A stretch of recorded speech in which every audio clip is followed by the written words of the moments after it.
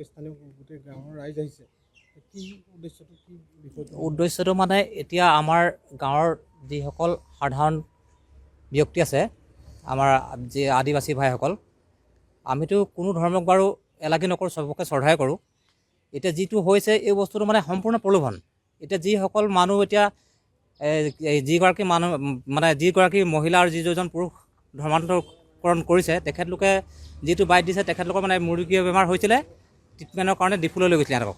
আৰু এইটো এনেকুৱা এটা ছিষ্টেম এটা আছে, খ্ৰীষ্ট ধৰ্মৰ যিসকল মানুহ সিহঁতৰ ফ্ৰী কিবা ট্ৰিটমেণ্ট ক'ৰবাত হয়, আৰু তাত সিহঁতৰ মানে কেনেকুৱা ছিষ্টেমত হয় বাৰু নাজানো, হোৱাটো তাত গৈ প্ৰাৰ্থনা চাৰ্থনা কৰাই, বিনতি কৰাই পেলাই মানুহখিনিক তাত মানে এনেকুৱা ছিষ্টেম চব ফ্ৰী। মানে আমাৰ গাঁৱলীয়া মানুহখিনি আদিবাসী ভাইসকলে এইটোৱে ভাবে ফ্ৰী মানে ভাল, আৰু তাত ফ্ৰী পোৱাটোৱে বিচাৰে। তাত ফ্ৰীকৈ ট্ৰিটমেণ্ট কৰিবলৈ গৈ সিহঁতক প্ৰাৰ্থনা চাৰ্থনা কৰাৰ পিছত যেতিয়া বেমাৰটো ভাল হয়, অলপ আৰোগ্য হোৱাৰ পিছত কয় যে তহঁতৰ আমি ইয়াত প্ৰাৰ্থনা কৰাৰ কাৰণে তহঁতৰ বেমাৰটো ভাল হ'ল, তহঁতি এতিয়া আমাৰ ধৰ্মলৈ আহিব লাগে।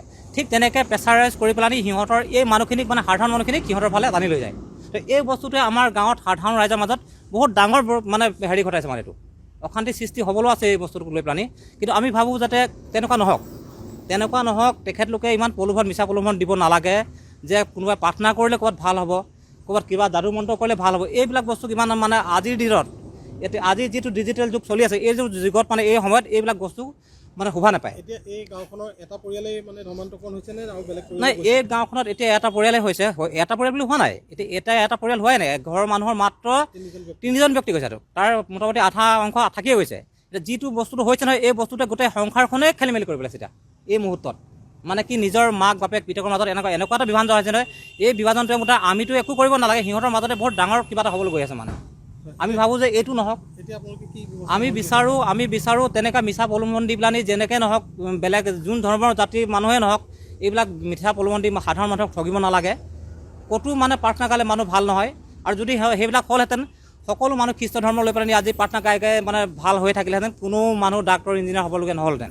কিন্তু মোৰ মতে মই মানে লাষ্টত এইটোৱে কওঁ যে সেইবিলাক নহওক। আৰু যিয়ে তেনেকুৱা কৰাইছে, তেখেতলোকৰ ওচৰত মানে আমাৰ প্ৰশাসনে উচিত এটা সিদ্ধান্ত লৈ পেলাই তেখেতলোকক মানে তদন্তৰ আওতালৈ টানি লৈ আহিব লাগে। ইয়াকে কৈ পেলানি মই মোৰ সাধাৰণ বক্তব্য ইমান আহাৰ দিবলৈ আহিছে মেৰাপানী থানাত। আপোনাৰ পিতৃ আৰু মাতৃ লগতে ভাতৃক ধৰ্মান্তৰকৰণ কৰিছে। কি ধৰ্মত আছিলে আৰু ক'লৈ ধৰ্মান্তৰকৰণ কৰিছে, কোনে কৰিছে? প্ৰথমটো হিন্দু ধৰ্ম, জন্মগতটো হিন্দু ধৰ্ম হয়। আমি ককাই ভাই চবেই হিন্দু ধৰ্মই, জন্মগতেই হিন্দু ধৰ্ম হয়। আৰু যি নেকি তাৰ মাজত দুষ্ট চক্ৰই ক'ব লাগিব, তো দুষ্ট চক্ৰই সোমাই আমাৰ যিটো নেকি সমাজখন আমাৰ বহুত কটকটীয়াই আছে। প্ৰত্যেক মাহে আমাৰ 1 তাৰিখে আমাৰ মিটিং হয়। তাৰ মাজেদি মানে যিটো নেকি খ্ৰীষ্টান ধৰ্মৰ দুষ্টকাৰীয়ে আহি আমাৰ যি নেকি নিজৰ দাদা ভাইক চেদিলি ভেদিলি কৰি গুচি গ'ল। তো সেইটোৱেই এতিয়া সাধাৰণ বেমাৰৰ কাৰণে। কোন ঠাইত আপোনাৰ ঘৰ? মোৰ ঘৰ সৰুপানী বেনেডিক পথাৰ। কেতিয়া এই ধৰ্মান্তৰকৰণৰ ঘটনাটো কেতিয়া সংঘটিত হৈছে? সংগঠিত আমি জনামতে 2 তাৰিখে হৈছে, 2 ফেব্ৰুৱাৰী। কেনেকৈ হ'বলৈ পালে? আমাক জনাইছে 2 তাৰিখে। তো কেনেকুৱা হ'বলৈ পাইছে মানে আমি যি সমাজে গাঁৱত এটা সভা অনুষ্ঠিত কৰিছিলোঁ। এই সভাত আৰু সোধপোছত যিটো নেকি কৈছে বেমাৰৰ কাৰণে যেনিবা এজাহাৰ লৈ আহিছে, তাতে দেখিছে যে প্ৰাৰ্থনা আৰু মানে প্ৰাৰ্থনা আৰু ঝাৰ ফুক কৰি ভাল হৈছে বুলি কৈছে। তো ধৰ্মটো পৰিৱৰ্তন কৰিছে, ভাল পাইছোঁ বুলি কৈছে। আৰু ভাল পোৱাত মই ধৰ্মটো চেঞ্জ কৰিছোঁ বুলি কৈছে। এতিয়া এজাহাৰ দিছে, কাৰ ওপৰত দিছে? 6জন ব্যক্তিৰ নাম উল্লেখ কৰিছে। এজাহাৰ আপোনাৰ যোনে নেকি লোৱাইছে দীপালী হৰ, আৰু তাৰ হাজবেণ্ডৰ নাম কিবা আছিলে চেমছন হৰ আছিলে। আৰু যিটো নেকি চাৰ্জত গৈ তেওঁলোক ইয়াৰে বেলেগ ঠাইৰো আছে? এহেঁতি ডিফুৰ হয়, 2-এজন গাঁৱৰো আছে। তো সেই যিবিলাক নেকি আমি সন্দেহ কৰিছোঁ, সন্দেহৰ সেই ইয়াত নামাকৰণ কৰিছোঁ। তো ডিফুৰ যিটো নেকি চাৰ্জৰ কিবা পাৰ্চাৰ নে কি কয় আমিও নাজানো। তো সেই পাৰ্চাৰজনৰ নাম কিবা আছিলে, কি ভেংৰা আছিলে। তেওঁলোক ইয়ালৈ নিজে আহি পেলাই ধৰ্মান্তৰকৰণ কৰিছে নে আপোনালোকৰ পৰিয়ালৰ ব্যক্তি তেওঁলোকৰ ওচৰলৈ গৈছিলে?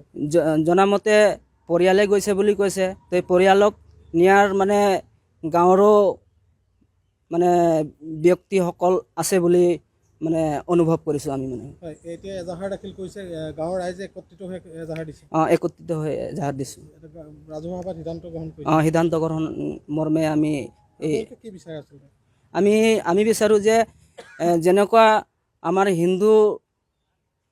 হিন্দু ধৰ্মক এৰি খ্ৰীষ্টান ধৰ্মলৈ গৈছে তো যোনে লোৱাইছে সি আকৌ মানে আমাৰ হিন্দু ধৰ্মলৈ যেনেকুৱা আছিলে তেনেকুৱাই কৰি দিব বুলি আমি মানে দাবী এই জনাইছোঁ ব্যৱস্থাটোৱে মানে আপোনালোকৰ যিখন সমাজ আছে তিনিখনকৈ সমাজ একত্ৰিত হৈ আছে হয়। ইয়াত মানে বিৰূপ প্ৰভাৱ পেলাইছে বুলি অনুভৱ কৰিছে নহয় এতিয়া আপোনালোকৰ খ্ৰীষ্টান আৰু হিন্দু ধৰ্মৰ লোকৰ মাজত এই কথাটোৱে বাৰু বেয়া প্ৰভাৱ পেলোৱা নাইনে এতিয়ালৈকে হোৱা নাই মানে এতিয়া যেনেকুৱা এতিয়া এজাহাৰ দিবলৈ আহিছোঁ এতিয়া হ'ব পাৰে মানে মানে দুটা ফৈদ হৈ যাব পাৰে হৈ যাব পাৰে বিৰোধী হৈ যাব পাৰে তো মই সেইবিলাক নহওক বুলি ভাবিছোঁ আৰু মানে যেনেকুৱা গৈছে এনেকুৱাই আৰু উভতি আহক বুলি মোৰ ফালৰ পৰা এই অনুৰোধ কৰিছোঁ